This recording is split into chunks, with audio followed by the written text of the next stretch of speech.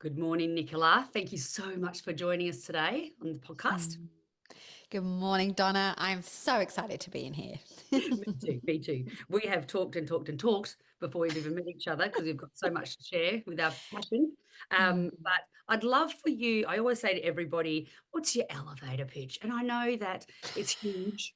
I know it's huge. But when we're talking about motherhood, women, yeah, around your breathwork work, which I'll get you to explain. Can you Mm. sort of explain to the listeners what breathwork is really and what you do? Let's just go straight into this. Wherever you are right now, and you can be driving, I just want you to think about how you're sitting. Let's just do straight into it so you can feel it immediately. Sit Mm. up a little taller. If you've got the ability to close your eyes and you're not driving, close your eyes. And let's just do this together. Just roll your shoulders down and back. Just close your eyes down if you can. Take a breath in through the nose and a really big sigh out. A breath all the way in. Big sigh out. And a last breath in. We're going to do a double breath through the nose. So a breath in, and then a big breath out. Let's do one more like that. Breath in, and out. And just sit with where you are right now and just see how you feel after doing those 4 breaths. Do you feel a little bit more aware of yourself? And just even in this moment, just be aware of what your breath is feeling like. What do you feel as you're breathing? Does it make you feel a little more anxious? Does it make you feel some feelings? This is breathwork in Mm. its simple form. And that's what I do. Mm. Breathing in the Wonderful. moment. Yes. We think of breathwork because, I've been 24 years teaching breathwork Mm. in So various states. can Yeah. I ask about that? Yes, because for me, breathwork's only come into my life probably the last 5 years. Mm. Not that it hasn't, I haven't heard of it, but really. Mm. So when you say you've it's sort of been in your life for 25 years, yeah, in what modality? Like, yeah, tell So me. yeah, it's a bit of a journey, but what I'm thinking is that most people, so I've been teaching it clinically and then in a deep way, like mostly in the deepness for the last sort of 10 years Mm. with full purpose Right. and as my only modality that I teach. But people are seeing breathwork now on TikTok, Instagram as this major experience where you see people screaming and shaking and doing these big breaths, and Wim Hof, bless his heart, has made it very accessible and everybody's a Wim Hof breath instructor now, and people associating breath with cold submerges. No, Yes. that is trauma releasing breath in its deepest Yes. form, Yes. and And not I think always that, right for everybody either. Just did you want to do point that that at out. all? Yeah, yeah. Yes, Sorry. I don't do cold submerge. I Did you don't used teach to it. do the trauma release or I no? do. I still Oh, you do. do. You still do it. Okay, But I gotcha. don't do it the way that it's done on Right. TikTok and Instagram. So Yeah. the thing is that people don't realize is that you're always with your breath. Sure. You're in this moment in your breath. If you weren't, you wouldn't be here, or you would be, in an ambulance. So I want people to recognize that your breath is magical. It keeps us here. It's the first breath we take when we arrive. It's the Mhm. very last one that we take when we leave. But every breath in between that time is important. Mm. And our ability to connect with our breath is breath work in progress. Sure. So I think I want to simplify it because everybody keeps going, oh, when I say what I do for work, people kind of walk backwards, or Oh, they really? avoid me at a party, or they'll go, Really? oh, that's that weird person that does that thing. And if she talks to me, I might feel emotional, because Really? the thing is with breath is that once we get used to feeling our breath, it can bring up a lot. There's a lot in our breath, Mm. how it makes us feel, how it slows us down is very mindfulness. And when you're doing it with purpose, it can feel a lot. And sometimes it can feel really overwhelming. So when you see this deepness of breath work that you see, that's also in this country at the moment, in Australia, it's not, I don't believe it's being practiced with its deepest intention. I think it's kind of like a bit of a sideshow. Okay. Get the tissues out, get everyone laying down, let everyone scream and cry. That's actually trauma release. It's not even breath work. That's Totally. deep And most of the people that are teaching it that way, and you know, it's quite controversial for me to say this, but I don't actually care, is No, that they're not trauma informed. They're not trauma taught. So they don't actually have the right to do this with people. So it's actually quite a thing for me at the moment that I'm trying to re-educate people that are coming through my stream that breath work can be the most simplest form and it can be really deep. But when it's deep, who is holding that space for you? What do you feel like when you're in there? And what do you feel like when you let go and you come out the other side? Are you being held?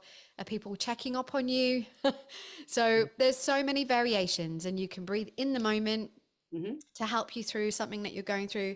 Or Yep. if you've got work that you need to go to, you can come and do the deeper breath work where you get to be on a journey with yourself and you get to let go. But it doesn't need to be a massive trauma release experience Right. unless that's what you're going in for and you're being held with that purpose in mind. So I just wanted to really go straight to that because I love it.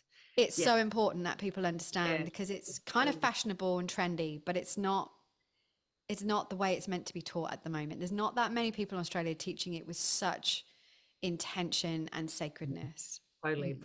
And my mind's just been blown because my first introduction to it was really trauma release. And Mhm. it ended up working okay for me, but it was really traumatic and deep stuff. And Mm. this is what I sort of thought as well. If you're going to release trauma that deep, which is usually childhood stuff, typically, not, I shouldn't say usually, but you know, your childhood wounds and stuff, all this Yeah. stuff came out that I didn't expect. They did help me through it, but I literally thought I was going to die because I couldn't breathe. Um, Yeah. not my body couldn't breathe, but the trauma couldn't come It's out, stuck. Yeah. stuck. And I'm thinking, and it ended up working fine for me, and it was released. But Mm. I'm thinking exactly what you're saying. Mm. If people aren't trauma, you know, Informed. informed, and you have this trauma release and no one helps you through that, you're just going to carry that trauma back into your life, aren't you? Well, it's not sustainable. So what No, happens is people go to these really big trauma release, and I'm talking going into a room full of like 100 people. that's what I did. Yeah, well, that's I know it that's a was sideshow. It's like a bit of a earn totally, a lot of money having a lot of people in this totally. room. And this is for And a long yeah. time ago, you know, like now, this is Mm. why I love getting people like yourself on. And Look, I'm all about, for me, everything I teach, everything I am at is about creating safety so that totally, you feel safe to let go and feel trust that you're being held. And then you feel safe when you come out from your breath work and you actually feel safer in person for, future forward. totally. And everybody has the right to do and experience breath to whatever they want it to be. But it's, if you are going to think about doing a breath work, check out what their credentials are, how long Totally. they've been teaching, what their qualification. I mean, there's no regulation around this work. It's a bit like yoga, Yeah. but just check out that person. Have they actually done the work on themselves, or have they just been doing it for like 6 months Yeah. and they think it's a Oh bit my God. fun? Yeah. And like I said, So it's like sleep industry. It's very unregulated. But you've got yeah. a voice, you've been in it and you're trusted, getting Mm. your, like you said, trying to get it out about you're not condoning anything else or, No, it's about saying, hey, this is how you should do it nice and safely. And it's really important. Yeah, that's right. It's okay to have a really big room of people, Yeah. but you've also got to have enough people to support the room. So they say 1 to 10, Yeah. 10 Right. people. You should only breathe 10 people for one part, See, one that's really instructor. great. Yeah. So that's So really great information right there. yeah. So let's get back to we're not doing the big group ones anyway. No. But that's good. I'm really glad that you brought that up because like Mm, oh, okay, won't be doing that again. I wouldn't do it again anyway. But all right, so let's get back to what you're doing. I love that you did that to start it off because for me, it's mm, now I can mm. do it within a minute or so in a stressful situation and through Absolutely. feel better. And I was as a younger mum very dysregulated at times and Mm, emotional, and I had so much stress from my childhood that I mm. just carried on. I was living in stress all the time in my Yeah. head, and then having children. They bring it Mm. all out in you, don't they? We They love them do. dearly, but it's not their fault, and they don't trigger us. It's our triggers, and then Yes. yeah. So anyway, I just have found breath work in the moment life saving. And sometimes, well, Absolutely. now my kids are older, they just know. Like when I was, they were a bit younger, because I would be trying to deal with the moment, and then I'd go, I'm just going to have a few minutes, and they'd be like, "What do you mean? Where are you going?" And literally, I'd go out. at the front, put my feet on the lawn and breathe, or just a few minutes. But now they know I need that break. It's not like I'm not coming back. But Yeah. yeah, so if you can, talk a little bit about the sort of smaller moments of using breath work in stressful situations, that'd be great. Yeah, look, I think for anyone that's listening, if you are a mum, or you want to be a mum, or you've got your mother to older children, being in the moment is really hard. And often I say I still do to everybody that I work with, is that, I'd love to think I've got 20 minutes in the morning to lay down and do a lovely meditation and a lovely breath work. But the reality of that is very slim. And also, there's no time for afterwards to that self-care. So if you're single and you don't have kids, brilliant, just crack on. But if you've got small kids, that's not possible. So I've sort of, through the years, been teaching women how to be micro moments, I call them, of connecting to your breath. And I love a method, which I'm going to share and give you the link for. It's a freebie that you can download. It's called Stop Method. I've kind of made it into a breath method. So think about this in the moment, think about the moments that you're in your most triggering. That could be, if you've got babies when they're crying and you're trying to get them to settle, especially sleep. Like that was one of my huge triggers when I had my girls. They both didn't sleep. And I'd feel, I feel like I'm going to combust. I don't know what to do. I don't know how to regulate myself. Or for those mums that are going into, for me, the other time is school pickup. I can feel myself getting a bit, oh my God, my day's so short. I've run out of time and now I'm here and hope they get in the car okay. And then you've got all the other mothers. And so there's another time. So often people will pick up a practice when they're at their most calmest, but I often want you to pick up the practice when you're at your most triggering parts. So you've already got it pre-recorded into your phone. So I have 3 alarms that are set into my phone on the times that I know that are going to be the tightest time for me. I like it. When that alarm goes off, I take 3 breaths. So think about the acronym STOP. So it's the S for actually my alarm's gone, so I'm going to stop. I'm going to take 3 breaths. I'm going to feel what's coming up for me. I'm not going to try and push it away. I'm just going to know it. I know that I'm feeling a lot of things, or I'm feeling a bit dysregulated. I'm trying to rush, squeeze too much in. There's a lot happening. And then once you've done your 3 breaths, stay there for a minute and observe what is coming up for you, really listening to your body, like what's happening. Am I feeling joyful? And if there's joy, how can I bring more of that in? Or if I'm feeling really happy, I've got the music on, keep doing that. But if there's the opposite, you're feeling that darkness, you're feeling really just sad or emotional or really triggered by anything that's coming up for you, really observe it, really acknowledge it. And once you acknowledge what's coming up for you, just even saying it out loud or just thinking, what is the right next thing for me to do if I'm feeling a lot of overwhelm? I could take a few more breaths. I could spend my time writing it down if it's what I need to work on. And instead of saying yes to everybody else, if you're overwhelmed, in that moment in observation, you can say, what can I do for myself? Like, what do I need for myself to feel better? And then by just asking yourself that question, you can then proceed for the P with being more conscious about what you're doing. And often when that alarm goes off, I might go, oh, okay. I can feel that I'm trying to squeeze too much in. My time's running. It's always time for me, time a bit thin. What do I need to do? I actually need to slow down for a micro moment just to give myself that moment of peace to go, okay, I've got this. Slow down. No one's, the clock's not running away. I can just slow it down. So that anagram, that whole process, it takes me now like a minute and a half, if that. I'll just share a story. Once I was sitting in my accountant's meeting, those annual ones where you're like, oh God, I don't want to do this. And it was a room full of men and my husband, and my alarm went off and I could see Anthony looking at me going, don't do the breath. Just don't do it, Nick. And my financial coach, which means, are you okay? And I said, do you need to go? And I said, no, my alarm's gone off. I need to actually breathe for three breaths. And the accountant looked at me like, really, like, what the hell? He said, okay, let's just all do it together. So I did the process with them, and everyone just carried on with the meeting. But the meeting changed, energy shift just slightly. And then he sent me an email like the next day saying, I just want to acknowledge something. When that alarm went off, I kind of rolled my eyes a little bit and thought, oh God, more disruptions. Just want to get this done. I've got a much more important client coming. I realized how I'm so forward in my thinking that I'm not present at all. And that moment gave me enough to sort of jolt me to go, God, I need to be present with these guys. They're really good clients of mine. Yeah, So, even in the moment that alarm goes off, my kids know that alarm now. We'll all just stand and breathe for 3 breaths. really great idea.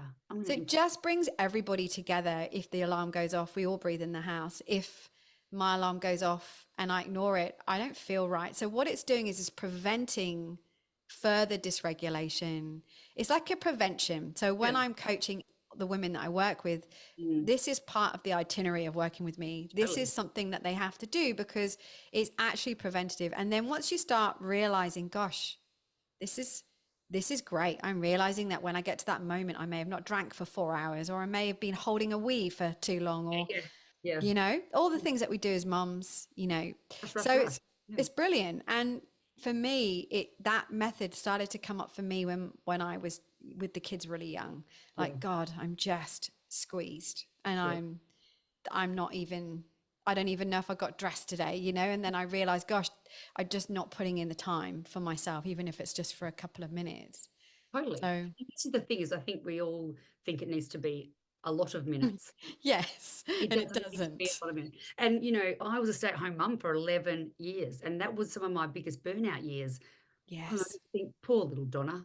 But that's what it was always, everything was too much or too big. Like, I can't just meditate. I'm not going to be able to find 10 minutes to do that. But it's really these micro ones, isn't it?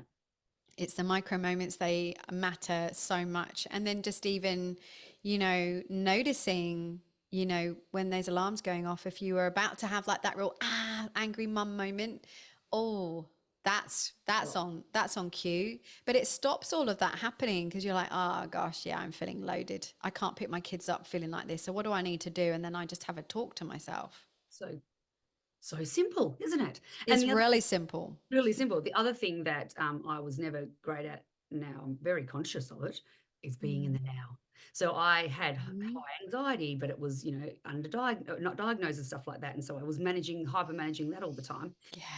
So now, uh, I, whenever I start to feel that feeling of worry, because I have teenage daughters driving, out doing stuff, Yes. I totally spend a few minutes of just coming back to the now. They're going to be okay. It is what it's going to be. I can't what if, and these small things have changed my Mm. anxiety. Like it's Yeah. crazy. Because as soon as you start allowing that in, and then don't breathe and don't stop and don't be in the now, you just like, well, I unravel. I used to unravel. And I think most people, most mothers that I work with all say, Nick, I haven't got time. And Totally. I'm like, but you have to create time. Mm, Otherwise, you're not your best version to anybody. no, There's a really good saying that I say to people: breathe into the space you're in, not the space that you want to be, and not the space that you used to be, but the sure. space right now, here in this moment.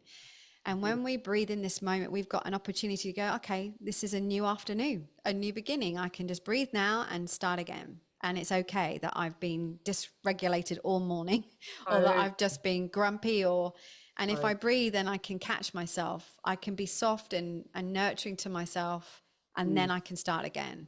it's And I amazing. think that's really key for most moms because we're so freaking hard on ourselves. I watch so many women coming in and doing breath work with me in small groups. We do a lot of connection work, and that's a regular topic, is that I've just lost my identity. I've lost everything that I thought I was, and I don't even know who I am, and I don't even know who I'm going to be. Hmm. And I always get so emotional for them because I totally know I've been there, and I don't sit here like I'm, you know, Oh, Yoda. oh, Here I yo, am, wherever they are, yeah, yeah, whoever it is. But and that's why I love sharing my stories, and you're the Mm, same, because it's connection, and as mm, I'm working one on one with my families, I share all of this and more, and yeah. you can see them like, oh, I feel you probably feel the same. I feel like a wise old person. Yeah. And we're not that old, but it's a lived experience. We've worked through it. We Yeah. didn't stay in it, and Yeah. then and so for me, I'm always like, I did a in person masterclass on Friday, and I Oh, haven't done that wow. COVID, and I forgot how much I love it. And it was Oh, about 30 women on a Friday night, and I'm I like, they're either love it. mum or they're not because they're exhausted. And there was Mm. tears and stories and Oh. yeah, and I had so many, it gives me goosebumps, and I had so many messages just to say, thank you so much. And it's the connection, it's Mm. the magic of holding Mm. space for each other as mums, and it's going to be Yeah. okay. You're amazing. And I think it's really important that I encourage as much as possible to come off social media, because that isn't connection. You think that you're connecting because you can see all your friends and all the people you like and what they're doing. But the reality is there's not connection at all. It's actually further disconnect. And you Totally. go into so many mind stories when you're in that social media platform. It's good for us to be able to share, come Mm. be with us, but Yeah, it's not great to sit on it. So I have quite a deep, you know, thing that I do when I'm coaching women is that we have to have boundaries around these devices, because they are actually, the technology actually creates so much disconnection. toxic. And having the three teenagers, it kills me every day. Oh, yeah. One's through it now, and she's found her authentic self again at the moment. Mm, Right. But the 16-year-old is just completely consumed. I'm thinking to myself, what can you be on it all the time? But it's this yeah. dopamine. They don't know who they are. It's probably Mm, changing pathways, but again, you can't take it off them as much no. as you want to. So it's the same, really. Other than it's harder because as a parent you want to take it, whereas as an adult you need to really nurturingly say, just have a break. If it makes you feel icky, this is what I Mm, said on Friday night. Anything that makes you feel like a crap mum, anything, you stop watching it, you block it. I said, yes. you build your community of love and support and passion and Yeah. and and follow those people. Please don't follow people that Mm. make you feel like crap. Absolutely. And, I work with a lot of these people that are like quite online and quite present, and their lives on the other end is not quite what they say on the front. So I Totally. always think just take everything with a little snippet of that's interesting, but, don't take everything for gospel. I know we keep telling everybody this and ourselves, but it still happens, doesn't it? So Yeah. I love the other really big thing that I'm passionate about, and you would be, of course, is self Mm. care and being kind Mm. to ourselves. And as mothers, Yeah. we are the last on the ladder of being kind, Mm. and we're always too busy, which we're doing to ourselves. So, tell me your thoughts around that. I know you're extremely passionate about being kind and self care, but what would you say to your mums that you work with in regards to that daily, weekly? Are there little tips that you Yeah. say to them to? I think often people put self-care in as, I've got to go and get a massage and I've got to go and get a spa, or, it needs to be simple again, like breaking it down to micro moments. So for me, one of my biggest self cares is getting out in the sunlight as much as I can in the morning. Mhm. Um, Mine could be even, I always recommend, like, if you drink, I'm so English, but I love a cup of tea. So I'll sit out in the morning sun before my kids wake up. I mean, I'm quite lucky that my kids are a bit older now, at 9 and 12, where they'll stay up in their rooms until 6:30. But, years ago, they'd be up at 5 and you'd be like, oh my God. But, There's no sun.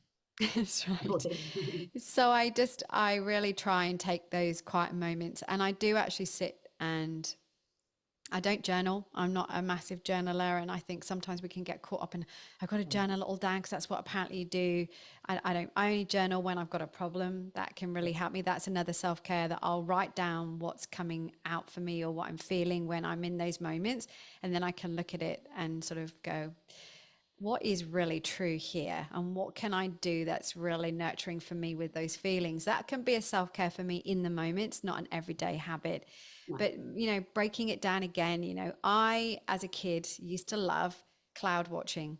Really Mm, random, right? beautiful. So No, but it's beautiful. it's a beautiful, because it's actually a meditation without having to do anything. So I will often with the kids go, come on, let's get out and lay and look at the clouds. And we Mm, might be there for 10 minutes. And all of a yeah. sudden we were like, wow, the 10 minutes is gone and everyone's really quiet.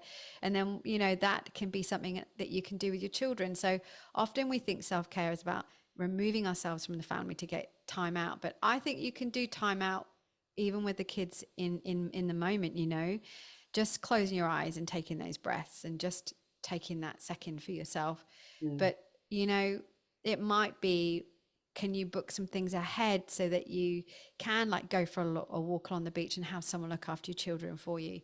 You know, can you go on a date night with your partner so that you've got that connection again? They're all self-care habits that sometimes as a mom, we just don't even think about. I also get anybody that works with me to do a regulation checklist. So that can be all the self-care things that you might not, that you're not, you know, so put to the side. Yeah. So for example, I just did it with a client this morning, to come on there and give me your 6 things that calm you down. And she said things like, oh, reading a chapter of my book, brilliant, write it down. She said, I love being able to get in a shower in the middle of the afternoon, amazing, do that. Right. Or a bath, go do that, you know. So we write down all the things that create calm. Yeah. And that for me is self-care. What really in your mind now as you're listening, like what is it that really creates a calming effect to your nervous system? Yeah. And write it down, like sit and Yeah. write down, you know, 5 or 6 things that you know that make you feel good, and do more of that. It doesn't need to be lavish or expensive. That's right. Well, that's beautiful. And music. I think music sometimes Yeah, is, for me, I love a good dance and a yeah, sing that lifts the right. mood straight out. Music. Sometimes my daughter, because we listen to music all the time. I listen to it. They do their own too, but they'll be like, why are you listening to such sad songs? And I'm like, why? But it would be my mood, I'd say. It's not like I want to be Yeah, sad, but it's you listen to the music that, helps you through that. I just So like that for a good old sing song. yeah, that too as well. So yeah, love it. So obviously with your breath work, um, Mm. how can people work with you? Like obviously in person would be wonderful. Where are you located again?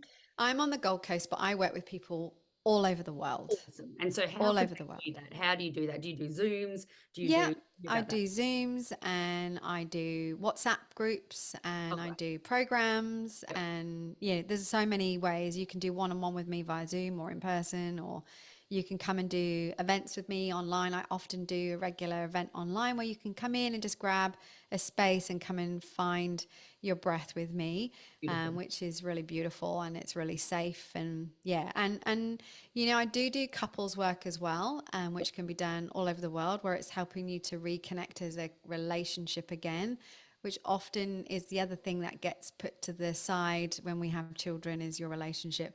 And sometimes as women, we go, oh no, I don't think my husband will be into that. And I'm like, just go ask. And Yes. then all of a sudden, the partners are like, I love it. When are we doing it again? And the women are like, oh, you actually liked it. And that's the thing is, I try and be as honest as I can. And talking about marriage, I've been married for Mm, 20 odd years, but mm, like I said, there's been times that we've been in completely different books, and you think this is completely. not going to last, but the Yeah, love was there, but we probably really dislike each other, and but that's normal, it you is know. so And normal. yeah, when you sort of having those different books pages or different chapter page times in your life, really what you want is connection, but you You think, oh, no, do. they don't. No, I just want to go for a walk. I don't, but really, if you still care for each other, it's the Yeah. and the other thing that I've found sort of in the sleep industry over the last 8 years is parents aren't sleeping together, No, and we've lost the importance of that. Like that's actually a absolutely. really important thing, and everyone's co-sleeping. And I'm totally not against anything that any parent does if they want to co-sleep. That's beautiful. I can't recommend that as a sleep specialist. No, yeah, I It's realize very that. safe. People do it beautifully, and that's great, right? But in Mm. regards to relationship, we need to try and, if you still care for that person, we've got to try and tell the younger generation, or the people with the young family, still try and have the date nights, to still try and have Yeah, parents in a bed. And the dads are really gorgeous. They'll do, a lot of them will just do whatever's needed. And exactly. some are in survival mode. But Mm. again, when I talk about sleep and support sleep, I do secure sleep support. It's not leaving Yeah, them, it's no. supporting, inviting them to have their own space. And then the parents Mm. can have their adult space. And yeah, so there's so much. I think that's really important actually, because I remember feeling quite resentful towards Anthony when we were going through the deepest, the darkest moments of no sleep, where I had my, 3-year-old that just wouldn't go to sleep Oh, ever, never a did. We went lot. through Oh, all the sleep training oh, with her. And then my second baby came and she had severe colic. So it was, that wah, wah, wah. screaming. And so at sometimes at nighttime, because he worked away all the time, I would just be in that deep, like, I am in the trenches and I've got to get up and do this again tomorrow. I don't know what to do here. And then Mm, we did get a few sleep trainers in, but I remember looking at him thinking, you have no idea no. how exhausted I am. And then he'd go, oh, you had a full night. I took over last night. You've had a full night's sleep. You should feel good now. I'm Yeah. like, Mm. you know. I know. You want to get poked in the eye.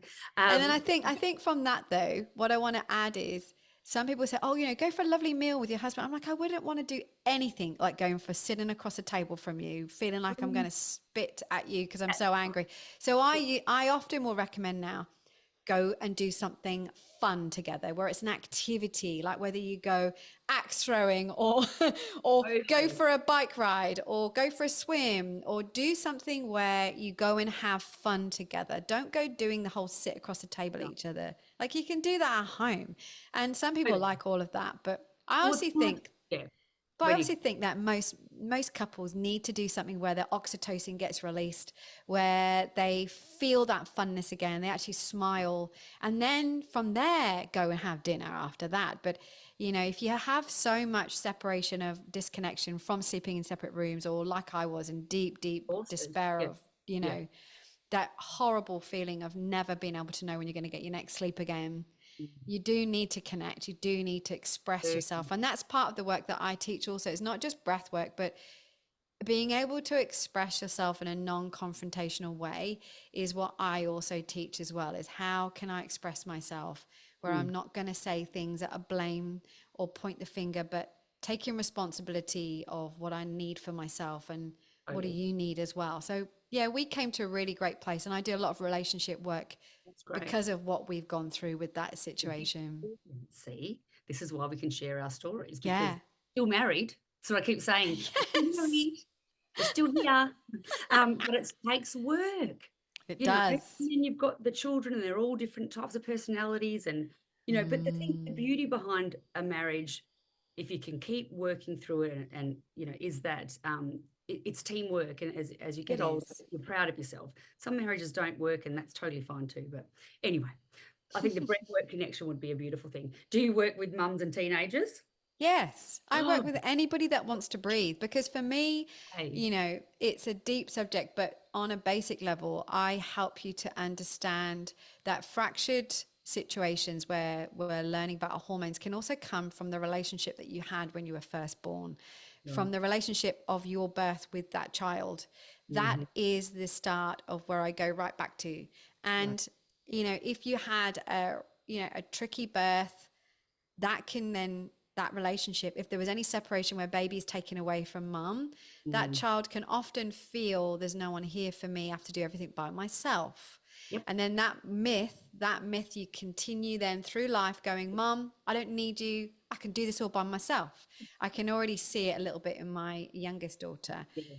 But Mm. my first baby, we had a what we'd call on paper trauma birth, but because I'd done so much work with the breathing going into her, breathe the whole way through, she actually was super calm. Yeah. But it was interesting, the second birth, there was a lot more happening with my health, with her health. She had some health issues. So we were separated. And she does say, I feel like I'm on my own.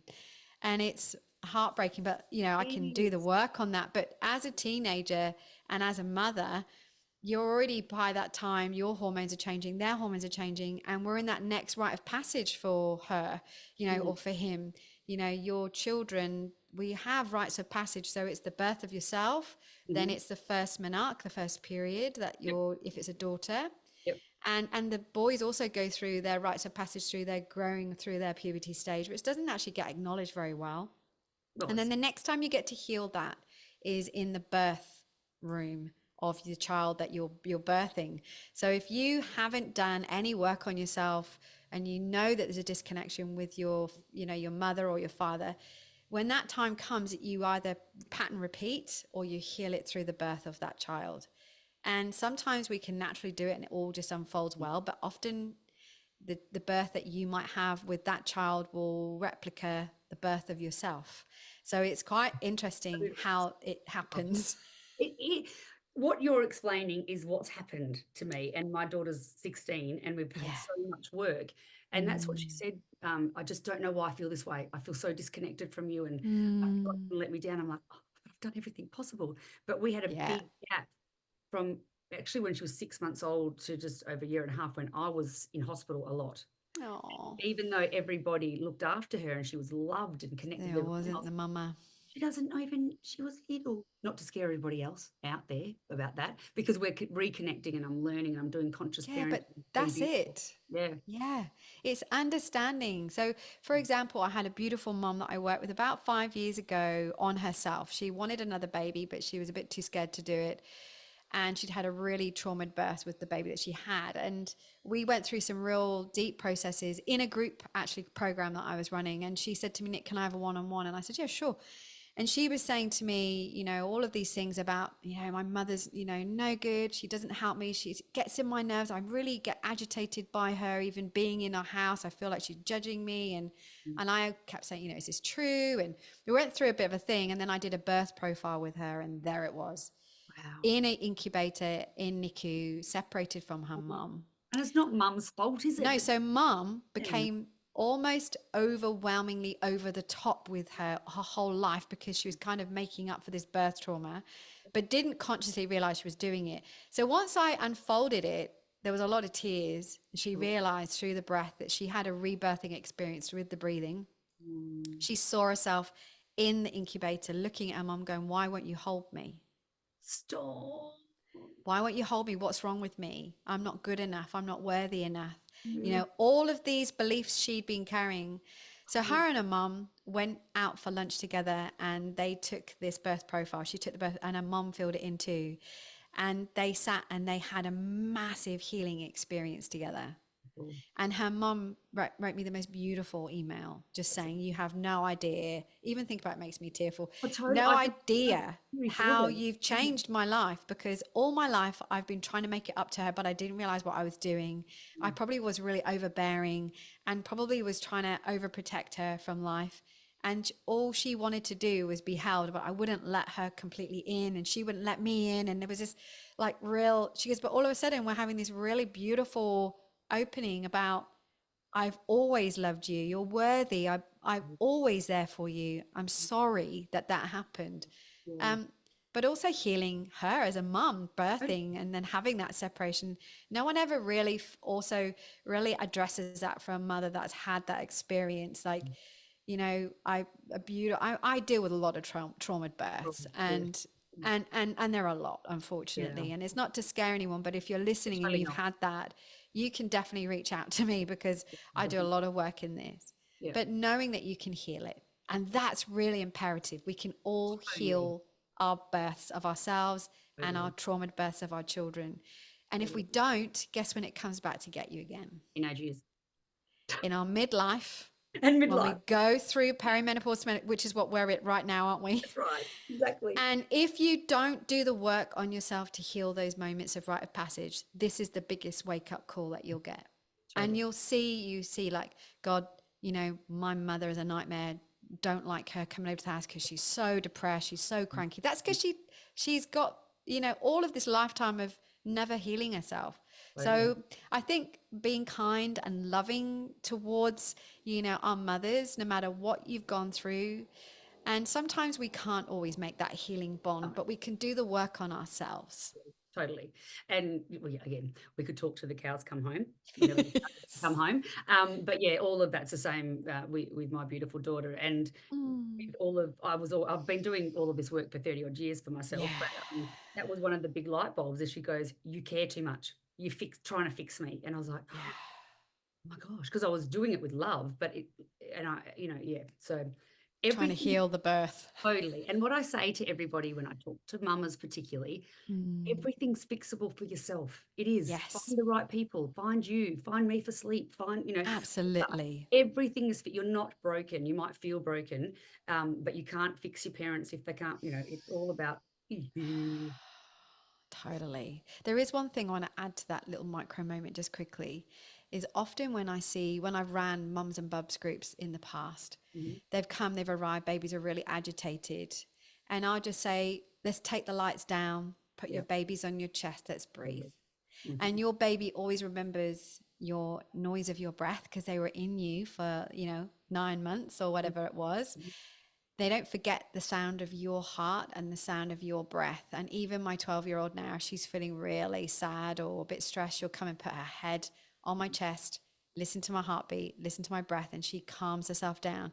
So remember that when you have a child that isn't sleeping, Oh, you find that calm, darken the room, bring baby to your chest, be really present with your breath. And as soon as you calm your nervous system down, they usually calm down pretty yeah, quickly.